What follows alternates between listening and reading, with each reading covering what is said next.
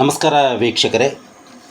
ರಾಬುಲೈನ್ಸ್ Rajendra Gurudikatti language and information centre YouTube channel ಮೂಲಕ ನಡೀತಿರ್ತಕ್ಕಂಥ ಕನ್ನಡದಲ್ಲಿ ಬಳಕೆ ಇರುವ ಆದರೆ ಹೆಚ್ಚು ಪರಿಚಯವಿಲ್ಲದ ಅಪರಿಚಿತ ಅಲಂಕಾರಗಳನ್ನು ಪರಿಚಯಿಸ್ತಿರ್ತಕ್ಕಂಥ ವಿಡಿಯೋ ಪಾಠಗಳ ಸರಣಿ ಕಾರ್ಯಕ್ರಮ ಕಂಡು ಕಾಣದಂಥ ಚೆಲುವು. ಈ ಕಾರ್ಯಕ್ರಮಕ್ಕೆ ತಮ್ಮೆಲ್ಲರನ್ನೂ ಪ್ರೀತಿಪೂರ್ವಕವಾಗಿ ಸ್ವಾಗತಿಸ್ಕೊಳ್ತಾ ಇದ್ದೇನೆ. ಸ್ನೇಹಿತರೆ, ಈಗಾಗಲೇ ತಮಗೆ ಗೊತ್ತಿದೆ, ಈ ಸರಣಿ ವಿಡಿಯೋ ಪಾಠಗಳಲ್ಲಿ ಕನ್ನಡದಲ್ಲಿ ಹೆಚ್ಚು ಪರಿಚಯವಿಲ್ಲದ ಆದರೆ ಬಳಕೆ ಇರತಕ್ಕಂತಹ ಕೆಲವು ಅಪರಿಚಿತ ಅಲಂಕಾರಗಳನ್ನು ಪರಿಚಯ ಮಾಡ್ತಾ ಬಂದಿದ್ದೇವೆ. ಈಗಾಗಲೇ ಅನೇಕ ಅಲಂಕಾರಗಳನ್ನು ಈ ಸರಣಿಯಲ್ಲಿ ಪರಿಚಯ ಮಾಡಿದ್ದೇನೆ. ಇವತ್ತು ಕೂಡ ಹೊಸದೊಂದು ಅಲಂಕಾರದೊಂದಿಗೆ ತಮ್ಮ ಜೊತೆಗೆ ಇದ್ದೇನೆ. ಈ ಅಲಂಕಾರವನ್ನು ಇವತ್ತಿನ ಅಲಂಕಾರ ಯಾವುದು ಅಂತಕ್ಕಂಥದ್ದನ್ನು ನೋಡೋಣ. ಇವತ್ತು ನಾನು ಪರಿಚಯ ಮಾಡಲಿಕ್ಕೆ ಇರ್ತಕ್ಕಂಥ ಅಲಂಕಾರ ಅದು ಉಲ್ಲೇಖ ಅಲಂಕಾರ ಅಂತಕ್ಕಂಥದ್ದು. ಈ ಉಲ್ಲೇಖ ಅಲಂಕಾರ ಅಂದರೆ ಏನು, ಅದರ ಉದಾಹರಣೆಗಳು ಹೇಗಿರ್ತವೆ ಅಂತ ತಿಳ್ಕೊಳ್ಳೋಕ್ಕಿಂತ ಮೊದಲು ನಿಮ್ಮಲ್ಲಿ ವಿನಂತಿ, ಯಾರು ಈ ಹೊಸದಾಗಿ ಚಾನಲ್ಗೆ ಪ್ರವೇಶ ಮಾಡಿ ಈ ವಿಡಿಯೋವನ್ನು ನೋಡ್ತಾ ಇದ್ದೀರಿ, ತಾವೆಲ್ಲರೂ ಕೂಡ ಈ ರಾಬುಲೈನ್ಸ್ ಚಾನಲ್ಗೆ ಸಬ್ಸ್ಕ್ರೈಬ್ ಮಾಡ್ಕೊಳ್ಳಿ. ಜೊತೆಗೆ ಈ ವಿಡಿಯೋವನ್ನು ಕೊನೆಯ ತನಕ ನೋಡಿ, ಇಷ್ಟ ಆದರೆ ಲೈಕ್ ಮಾಡಿ, ಶೇರ್ ಮಾಡಿ, ಕಮೆಂಟ್ ಮಾಡಿ ಅಂತ ಕೇಳ್ಕೊಳ್ತಾ ಬನ್ನಿ ಇವತ್ತಿನ ಹೊಸ ಅಲಂಕಾರವನ್ನು ಪರಿಚಯ ಮಾಡ್ಕೊಳ್ಳೋಣ. ನಾನೀಗಾಗಲೇ ಹೇಳಿದಂತೆ ಇವತ್ತಿನ ಅಲಂಕಾರ ಅದು ಉಲ್ಲೇಖ ಅಲಂಕಾರ. ಏನು ಉಲ್ಲೇಖ ಅಲಂಕಾರ? ಮೊದಲು ಅದರ ಲಕ್ಷಣವನ್ನು ನೋಡೋಣ. ಅದರ ಲಕ್ಷಣ ಹೀಗಿದೆ ನೋಡಿ. ಒಂದೇ ವಸ್ತು ಅಥವಾ ಒಬ್ಬನೇ ವ್ಯಕ್ತಿ ಸಂದರ್ಭದ ಅಥವಾ ನೋಡುವವರ ದೃಷ್ಟಿಕೋನದ ಕಾರಣದಿಂದ ಬೇರೆ ಬೇರೆಯಾಗಿ ತೋರುವಂತೆ ಮಾತಿನ ಚಮತ್ಕಾರವಾಗಿದ್ದರೆ ಅದನ್ನು ಉಲ್ಲೇಖ ಅಲಂಕಾರ ಎನ್ನಲಾಗುತ್ತದೆ. ಇನ್ನೊಂದು ಸಾರಿ ಗಮನಿಸಿ. ಒಂದೇ ವಸ್ತು ಅಥವಾ ಒಬ್ಬನೇ ವ್ಯಕ್ತಿ ಸಂದರ್ಭದ ಅಥವಾ ನೋಡುವವರ ದೃಷ್ಟಿಕೋನದ ಕಾರಣದಿಂದ ಬೇರೆ ಬೇರೆಯಾಗಿ ತೋರುವಂತೆ ಮಾತಿನ ಚಮತ್ಕಾರವಾಗಿದ್ದರೆ ಅದನ್ನು ಉಲ್ಲೇಖ ಅಲಂಕಾರ ಎನ್ನಲಾಗುತ್ತದೆ. ಅರ್ಥ ಇಷ್ಟೇ. ವಸ್ತು ಒಂದೇ ಇರ್ತದೆ ಅಥವಾ ವ್ಯಕ್ತಿ ಒಬ್ಬನೇ ಇರ್ತಾನೆ, ಅದು ಒಬ್ಬೊಬ್ಬರಿಗೆ ಒಂದೊಂದು ಥರ ಕಾಣ್ತದೆ. ಅಥವಾ ಒಬ್ಬನೇ ವ್ಯಕ್ತಿ ಒಂದೊಂದು ಸಂದರ್ಭಾನುಸಾರ ಬೇರೆ ಬೇರೆಯಾಗಿ ಕಾಣೋದು, ಅಥವಾ ನೋಡುವವರ ದೃಷ್ಟಿಕೋನದಿಂದ ಬೇರೆ ಬೇರೆಯಾಗಿ ಕಾಣ್ತಕ್ಕಂಥದ್ದು. ಹೀಗೆ ಮಾತಿನ ಚಮತ್ಕಾರವನ್ನು ಮಾಡಿದರೆ ಅದನ್ನು ನಾವು ಉಲ್ಲೇಖ ಅಲಂಕಾರ ಅಂಥೇಳಿ ಕರಿತೇವೆ. ಬನ್ನಿ ಉದಾಹರಣೆಗಳ ಮೂಲಕ ಹೋದಾಗ ಅದು ಸ್ಪಷ್ಟವಾಗ್ತದೆ. ಈ ಒಂದನೇ ಉದಾಹರಣೆಯನ್ನು ನೋಡಿ. ಇದು ಭಾಳ ಸಾಹಿತ್ಯದ ವಿದ್ಯಾರ್ಥಿಗಳಿಗೆ, ಅಧ್ಯಾಪಕರಿಗೆ ಭಾಳ ಪರಿಚಯ ಇರತಕ್ಕಂಥ ಒಂದು ಪದ್ಯವನ್ನು ಕೊಟ್ಟಿದ್ದೇನೆ. ಕುಮಾರವ್ಯಾಸನ ಪದ್ಯ.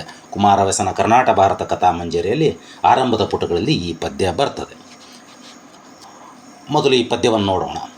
ಅರಸುಗಳಿಗಿದು ವೀರ ದ್ವಿಜರಿಗೆ ಪರಮವೇದದ ಸಾರ ಯೋಗೀಶ್ವರರ ತತ್ವ ವಿಚಾರ ಮಂತ್ರಿ ಜನಕ್ಕೆ ಬುದ್ಧಿಗುಣ ವಿರಹಿಗಳ ಶೃಂಗಾರ ವಿದ್ಯಾಪರಿಣಿತರ ಅಲಂಕಾರ ಕಾವ್ಯಕ್ಕೆ ಗುರು. ಹೀಗೆ ಹೇಳ್ತಾ ಹೋಗ್ತಾನೆ ಕುಮಾರವ್ಯಾಸ. ಅವನ ಪದ್ಯವನ್ನು ಸ್ವಲ್ಪ ಬಿಡಿಸಿ ನೋಡೋಣ. ಅರಸುಗಳಿಗಿದು ವೀರ, ದ್ವಿಜರಿಗೆ ಪರಮವೇದದ ಸಾರ, ಯೋಗೀಶ್ವರರ ತತ್ವ ವಿಚಾರ, ಮಂತ್ರಿ ಜನಕ್ಕೆ ಬುದ್ಧಿಗುಣ, ವಿರಹಿಗಳ ಶೃಂಗಾರ, ವಿದ್ಯಾಪರಿಣಿತರ ಅಲಂಕಾರ, ಕಾವ್ಯಕ್ಕೆ ಗುರು. ಎಷ್ಟು ವಿಚಾರವನ್ನು ಹೇಳ್ತಾನೆ ಕುಮಾರವ್ಯಾಸ. ಅವನ ಈ ಪದ್ಯದ ಬಗ್ಗೆ ನಾನು ಆ ಸಮನ್ವಯವನ್ನು ನೋಡಿಕೊಂಡು ಎರಡು ಮಾತನ್ನು ಹೇಳ್ತೇನೆ. ಬನ್ನಿ ಸಮನ್ವಯ ವಿದ್ಯಾರ್ಥಿಗಳು ಹೇಗೆ ಮಾಡಬೇಕು ಅಂತಕ್ಕಂಥದ್ದನ್ನು ನೋಡೋಣ. ಕುಮಾರವ್ಯಾಸ ತನ್ನ ಕಾವ್ಯ ಎಲ್ಲರಿಗೂ ಬೇಕಾದದ್ದನ್ನು ಹೊಂದಿರುವ ಕಾರಣ ಅದನ್ನು ಎಲ್ಲರೂ ಇಷ್ಟಪಡುತ್ತಾರೆ ಎಂದು ತಿಳಿಸಲು ತನ್ನ ಕರ್ನಾಟ ಭಾರತ ಕಥಾಮಂಜರಿಯ ಕಾವ್ಯದ ಆರಂಭಿಕ ಪುಟಗಳಲ್ಲಿ ಕೊಡುವ ಈ ಷಟ್ಪದಿಯಲ್ಲಿ ಒಂದೇ ಕಾವ್ಯ ಬೇರೆ ಬೇರೆಯಾಗಿ ಹೇಗೆ ಬೇರೆ ಬೇರೆಯಾಗಿ ಬೇರೆಯವರಿಗೆ ಕಾಣುತ್ತದೆ ಎಂದು ಹೇಳ್ತಾನೆ. ಅಂದರೆ ಬೇರೆ ಬೇರೆಯವರಿಗೆ ಬೇರೆ ಬೇರೆಯಾಗಿ ಹೆಂಗೆ ಕಾಣುತ್ತೆ ಅಂತ ಹೇಳ್ತಾನೆ. ಅರಸುಗಳಿಗೆ ಅಂದರೆ ಅರಸರಿಗೆ ತಮ್ಮ ಇಷ್ಟದ ವೀರರಸ ಉಕ್ಕಿಸುವ ಕಾವ್ಯವಾಗಿದೆ. ದ್ವಿಜರಿಗೆ ಅಂದರೆ ಬ್ರಾಹ್ಮಣರಿಗೆ ಇದು ವೇದದ ಸಾರವಾಗಿದೆ. ಅದೇ ರೀತಿ ಯೋಗಿಗಳಿಗೆ ಇದು ತತ್ವಶಾಸ್ತ್ರವಾಗಿದೆ. ಹಾಗೆಯೇ ಮಂತ್ರಿಗಳಿಗೆ ಇದು ರಾಜಕಾರಣದ ಬುದ್ಧಿಗುಣವಾಗಿದೆ. ವಿರಹಿಗಳಿಗೆ ಶೃಂಗಾರವಾಗಿದೆ ಮತ್ತು ಪಂಡಿತರಿಗೆ ಅಲಂಕಾರವಾಗಿದೆ ಎಂದು ಹೇಳುವಲ್ಲಿ ಒಂದೇ ಕಾವ್ಯ ಓದುಗರ ಅಥವಾ ಕೇಳುಗರ ಆಸಕ್ತಿ ಮತ್ತು ಅಭಿರುಚಿಗಳ ವೈವಿಧ್ಯತೆಯ ಕಾರಣ ಬೇರೆ ಬೇರೆಯಾಗಿ ಕಾಣುವಂತೆ ಮಾತಿನ ಚಮತ್ಕಾರವಾಗಿರುವುದರಿಂದ ಇದು ಉಲ್ಲೇಖ ಅಲಂಕಾರ ಎನಿಸುತ್ತದೆ. ಇಷ್ಟು ನೋಡಿದರೆ ತಮಗೆ ಸ್ಪಷ್ಟವಾಯಿತು ಅಂದ್ಕೊಂಡಿದ್ದೇನೆ. ಕುಮಾರವ್ಯಾಸ ಏನು ಮಾಡ್ತಾನೆ, ತನ್ನ ಕಾವ್ಯ ಎಲ್ಲ ನಮ್ಮ ಪ್ರಾಚೀನ ಕವಿಗಳು ತಮ್ಮ ಕಾವ್ಯದ ಬಗ್ಗೆ ಹೆಮ್ಮೆಯಿಂದ ಆರಂಭದಲ್ಲಿ ಹೇಳ್ತಾರೆ.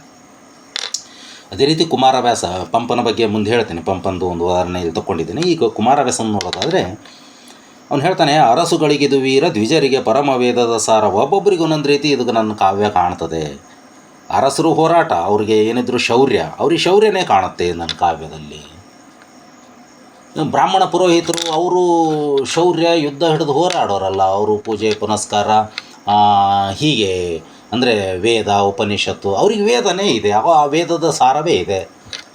ಯೋಗಿಗಳಿಗೆ ತತ್ವಶಾಸ್ತ್ರ ಸಿಗುತ್ತೆ, ಮಂತ್ರಿಗಳಿಗೆ ರಾಜಕಾರಣ ಇದೆ, ವಿರಹಿಗಳಿಗೆ ಶೃಂಗಾರ ಇದೆ. ಹೀಗೆ ಒಬ್ಬೊಬ್ಬರಿಗೆ ಒಂದೊಂದು ಥರ ಇದು ಬೇಕಾಗಿದೆ. ಅಂದರೆ ಯಾರೂ ಕೂಡ ನನ್ನ ಕಾವ್ಯವನ್ನು ಬೇಡ ಅನ್ನೋಕ್ಕೆ ಸಾಧ್ಯ ಇಲ್ಲ. ಅವ್ರವ್ರಿಗೆ ಬೇಕಾಗಿದ್ದೇ ಇಲ್ಲಿಟ್ಟಿದ್ದೀನಿ ಅಂತ ಹೇಳುವಾಗ ಈ ಪದ್ಯವನ್ನು ಬಳಸ್ತಾನೆ. ಹೀಗೆ ಒಂದೇ ಆಗಿರ್ತಕ್ಕಂಥ ಕಾವ್ಯ ಬೇರೆ ಬೇರೆಯವರಿಗೆ ಬೇರೆ ಬೇರೆಯಾಗಿ ಕಾಣುವಂತೆ ಇಲ್ಲಿ ಮಾತಿನ ಚಮತ್ಕಾರ ಆಗಿರೋದ್ರಿಂದ ಇದನ್ನು ಉಲ್ಲೇಖಾಲಂಕಾರ ಅಂತೇಳಿ ಕರೀತಾರೆ. ಸೊ ಇನ್ನೊಂದು ಪದ್ಯವನ್ನು ನೋಡೋಣ ಬನ್ನಿ. ಇದು ಕೂಡ ಹಳೆಗನ್ನಡದಿಂದ ಪಂಪನ ಆದಿಪುರಾಣದಲ್ಲಿ 2ನೇ ಆಶ್ವಾಸದಲ್ಲಿ ಬರ್ತಕ್ಕಂಥ 69ನೇ ಪದ್ಯ ಇದು ನೋಡಿ. ಅವನು ಪಂಪನು ಕೂಡ ತನ್ನ ಕಾವ್ಯ ಹೇಗಿದೆ ಅಂತಕ್ಕಂಥದ್ದು ಹೇಳಲಿಕ್ಕೆ ಈ ಇದನ್ನು ಬಳಸ್ತಾನೆ. ಇದು ಸುಖದ ತುತ್ತ ತುದಿ ರಾಗದ ಮೊತ್ತ ಮೊದಲು ನಿರಂತರ ಅಭ್ಯುದಯದ ಸಾಗರಂ ವಿಭವದ ಆಗರಂ ಈ ದಿವಿಜೇಂದ್ರ ರುಂದ್ರ ಲೋಕದೋಳ್ಮೆ ಇದೊಂದೇ ಸಾರಮಿದು ಮುಂದೆ ಹೇಳ್ತಾ ಹೋಗ್ತಾನೆ. ಸೊ ಪಂಪ ಹೇಳೋದು, ಇದು ಸುಖದ ತುತ್ತ ತುದಿ, ರಾಗದ ಮೊತ್ತ ಮೊದಲ್, ನಿರಂತರ ಅಭ್ಯುದಯದ ಸಾಗರ, ವಿಭವದ ಆಗರಂ ಈ ದಿವಿಜೇಂದ್ರ ರುಂದ್ರ ಲೋಕದೊಳಂ ಇದೊಂದೇ ಸಾರಮಿದು. ಸಮನ್ವಯವನ್ನು ನೋಡೋಣ. ಸಮನ್ವಯವನ್ನು ನೋಡಿ 2 ಮಾತನ್ನು ಹೇಳ್ಬೋದು ಅದರ ಬಗ್ಗೆ. ಪಂಪನು ತನ್ನ ಆದಿಪುರಾಣ ಕಾವ್ಯದ ಬಗ್ಗೆ ಹೇಳುವ ಈ ಕಾವ್ಯ ಭಾಗದಲ್ಲಿ ತನ್ನ ಕಾವ್ಯವು ಸುಖದ ಕೊನೆಯ ಹಂತವಾಗಿದೆ, ರಾಗಕ್ಕೆ ಅಂದರೆ ಪ್ರೇಮಕ್ಕೆ ಮೊದಲ ಹಂತವಾಗಿದೆ, ಮೊದಲಾದುದಾಗಿದೆ, ನಿರಂತರ ಅಭ್ಯುದಯಕ್ಕೆ ಸಾಗರವಾಗಿದೆ ಎಂದು ಹೇಳುತ್ತಾನೆ. ಮಾತ್ರವಲ್ಲ, ತನ್ನ ಈ ಕಾವ್ಯ ವಿಭವಕ್ಕೆ ಆಗರ ಅಂದರೆ ಸಂಪತ್ತಿಗೆ ಆಶ್ರಯ ತಾಣವಾಗಿದೆ, ಇಂದ್ರಲೋಕದ ಸಾರ ಸರ್ವಸ್ವವಾಗಿದೆ ಎಂದು ಹೇಳುತ್ತಾನೆ. ಹೀಗೆ ಒಂದೇ ವಸ್ತುವಾಗಿರುವ ಕಾವ್ಯವನ್ನು ಬೇರೆ ಬೇರೆ ಸಂದರ್ಭಕ್ಕೆ ಬೇರೆ ಬೇರೆಯಾಗಿ ಕಾಣುವಂತೆ ಮಾಡುವ ಮಾತಿನ ಚಮತ್ಕಾರ ಇಲ್ಲಿ ಆಗಿರುವುದರಿಂದ ಇದು ಉಲ್ಲೇಖಾಲಂಕಾರ ಎನಿಸುತ್ತದೆ. ಕುಮಾರವ್ಯಾಸನ ಪದ್ಯ ನೋಡಿದ್ರಲ್ಲ, ಅದೇ ರೀತಿಯೇ ಇದು ಇದೆ. ಕುಮಾರವ್ಯಾಸ ತನ್ನ ಕಾವ್ಯ ಹೇಗಿದೆ ಅಂತ ಹೇಳ್ತಾರೆ. ಇಲ್ಲಿ ಪಂಪ ತನ್ನ ಕಾವ್ಯ ಏನು ಅಂತಕ್ಕಂಥದ್ದನ್ನು ಹೇಳ್ತಾನೆ. ಇಲ್ಲಿ ಕೂಡ ಪಂಪ ತನ್ನ ಕಾವ್ಯ ಸುಖದ ಕೊನೆಯ ಹಂತವಾಗಿದೆ, ಇದಕ್ಕಿಂತ ಹೆಚ್ಚಿನ ಸುಖ ಇಲ್ಲಿ ಸಿಗೋಕ್ಕೆ ಸಾಧ್ಯ ಇಲ್ಲ, ಪ್ರೇಮಕ್ಕೆ ಮೊದಲಾದುದಾಗಿದೆ. ಪ್ರೇಮ ಸ್ಟಾರ್ಟ್ ಆಗಬೇಕಾದ್ರೆ ಅಂದರೆ ಪ್ರೇಮವನ್ನು ಆರಂಭ ಮಾಡ್ತಕ್ಕಂಥ ಹಂತವೇ ಇದಾಗಿದೆ. ಅಂದರೆ ಪ್ರೇಮಿಗಳು ಕೂಡ ನನ್ನ ಕಾವ್ಯವನ್ನು ಇಷ್ಟಪಡಬೇಕು. ಅಂದರೆ ಸುಖವನ್ನು, ಆಧ್ಯಾತ್ಮದ ಸುಖ ಇರ್ಬೋದು ಅಥವಾ ಲೌಕಿಕ ಸುಖ ಇರ್ಬೋದು, ಅದು ಎಲ್ಲರೂ ಕೂಡ ಇಲ್ಲಿ ಎಲ್ಲರಿಗೂ ಕೂಡ ಇದು ಸುಖದ ಹಂತವಾಗಿದೆ.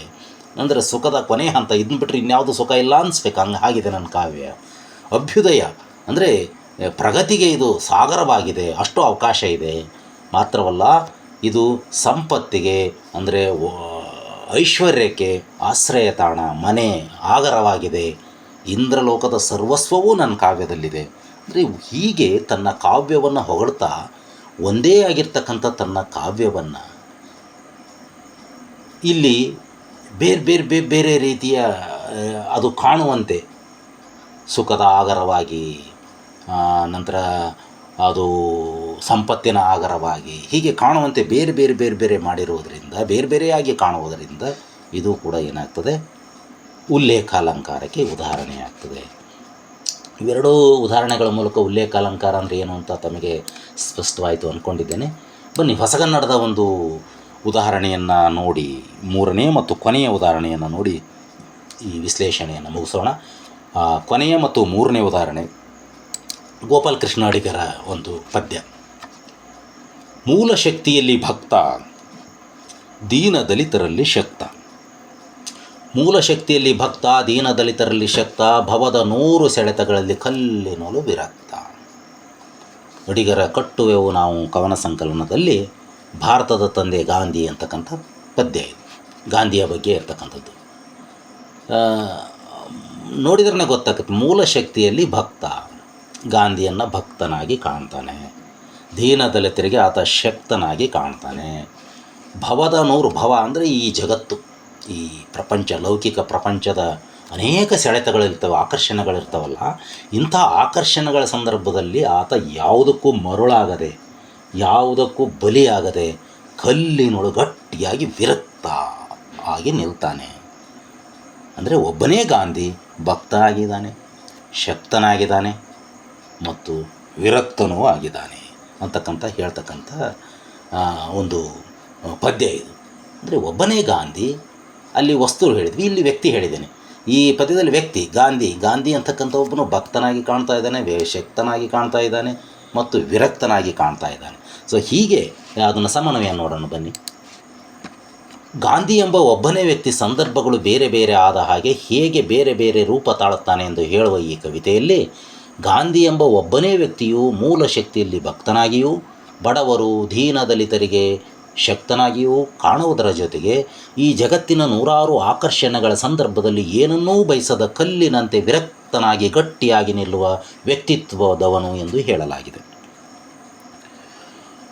ಒಬ್ಬನೇ ವ್ಯಕ್ತಿಯನ್ನು ಸಂದರ್ಭಾನುಸಾರ ಭಿನ್ನವಾಗಿ ಕಾಣುವಂತೆ ಚಿತ್ರಿಸುವ ಮಾತಿನ ಚಮತ್ಕಾರ ಆಗಿರುವುದರಿಂದ ಇದು ಉಲ್ಲೇಖ ಅಲಂಕಾರ ಎನಿಸುತ್ತದೆ. ಅರ್ಥ ಇಷ್ಟೇ, ಗಾಂಧಿ ಅಂತಕ್ಕಂಥ ಒಬ್ಬ ವ್ಯಕ್ತಿ ಕೆಲವರಿಗೆ ಭಕ್ತನಾಗಿ, ಕೆಲವರಿಗೆ ಶಕ್ತನಾಗಿ, ಇನ್ನು ಕೆಲವು ಸಂದರ್ಭದಲ್ಲಿ ಆತ ವಿರಕ್ತನಾಗಿ ಕಾಣುವಂತೆ ಇಲ್ಲಿ ಚಿತ್ರಿಸಿದ್ದಾರೆ ಒಬ್ಬನೇ ವ್ಯಕ್ತಿಯನ್ನು. ಹೀಗೆ ಒಬ್ಬ ವ್ಯಕ್ತಿ ಅಥವಾ ಒಂದು ವಸ್ತುವನ್ನು ನೋಡುವರ ದೃಷ್ಟಿಕೋನ ಅಥವಾ ಸಂದರ್ಭಗಳ ಬದಲಾವಣೆಯಿಂದ ಬೇರೆ ಬೇರೆಯಾಗಿ ಕಾಣುವಂತೆ ಚಿತ್ರಿಸುವುದೇ ಉಲ್ಲೇಖ ಅಲಂಕಾರ. ಅದನ್ನೇ ನಾನು ಕೊನೆಗೆ ಗಮನಿಸಿ ಅಂತ ಹೇಳಿ ಕೊಟ್ಟಿದ್ದೇನೆ. ಒಂದೇ ಒಂದು ವಸ್ತು ಅಥವಾ ಒಬ್ಬನೇ ಒಬ್ಬ ವ್ಯಕ್ತಿ ಸಂದರ್ಭಗಳು ಬದಲಾದಂತೆ ಅಥವಾ ನೋಡುವರ ದೃಷ್ಟಿಕೋನ ಬದಲಾದಂತೆ ಬೇರೆ ಬೇರೆಯಾಗಿ ಕಾಣುವಂತೆ ಮಾಡುವ ಮಾತಿನ ಚಮತ್ಕಾರವೇ ಉಲ್ಲೇಖ ಅಲಂಕಾರ. ಇಷ್ಟು ಈ 3 ಉದಾಹರಣೆಗಳ ಮೂಲಕ ತಮಗೆ ಉಲ್ಲೇಖ ಅಲಂಕಾರದ ಲಕ್ಷಣ ಮತ್ತು ಅದರ ಬಳಕೆ ಇದರ ಬಗ್ಗೆ ಒಂದು ಸ್ಪಷ್ಟವಾದ ತಿಳುವಳಿಕೆ ಬಂತು ಅಂತ ಅಂದ್ಕೊಂಡಿದ್ದೇನೆ. ತಮ್ಮೆಲ್ಲರಿಗೂ ಕೂಡ ಈ ವಿಡಿಯೋವನ್ನು ನೋಡಿದ್ದಕ್ಕಾಗಿ ನಾನು ನಮಸ್ಕಾರವನ್ನು ಅರ್ಪಿಸ್ತಾ, ಧನ್ಯವಾದಗಳನ್ನು ಅರ್ಪಿಸ್ತಾ ಈ ವಿಡಿಯೋವನ್ನು ಉಲ್ಲೇಖ ಅಲಂಕಾರಕ್ಕೆ ಸಂಬಂಧಪಟ್ಟಂಥ ಈ ವಿಶ್ಲೇಷಣೆಯನ್ನು ಮುಗಿಸುವ ಕೊನೆಯಲ್ಲಿ ಮತ್ತೆ ನಿಮ್ಮಲ್ಲಿ ವಿನಂತಿ, ಯಾರು ಹೊಸದಾಗಿ ವಿಡಿಯೋ ನೋಡ್ತಾ ಇದ್ದೀರಿ, ನೀವು ಸಬ್ಸ್ಕ್ರೈಬ್ ಮಾಡ್ಕೊಳ್ಳಿ ರಾಬುಲೈನ್ಸ್ ಚಾನಲ್ಗೆ. ಮತ್ತು ಈ ವಿಡಿಯೋವನ್ನು ಇಷ್ಟ ಆದರೆ ಲೈಕ್ ಮಾಡಿ, ಶೇರ್ ಮಾಡಿ, ಕಮೆಂಟ್ ಮಾಡಿ ಅಂತ ಕೇಳ್ಕೊಳ್ತಾ ಮತ್ತೊಮ್ಮೆ ಇನ್ನೊಂದು ಹೊಸ ಅಲಂಕಾರದೊಂದಿಗೆ ಈ ಕಂಡೂ ಕಾಣದಂಥ ಚೆಲುವು ಈ ಸರಣಿಯಲ್ಲಿ ಮತ್ತೆ ನಿಮ್ಮನ್ನು ಭೇಟಿ ಮಾಡ್ತೇನೆ. ಅಲ್ಲಿವರೆಗೂ ಎಲ್ಲರಿಗೂ ಕೂಡ ಪ್ರೀತಿಪೂರ್ವಕವಾಗಿರ್ತಕ್ಕಂಥ ಧನ್ಯವಾದಗಳು. ನಮಸ್ಕಾರ.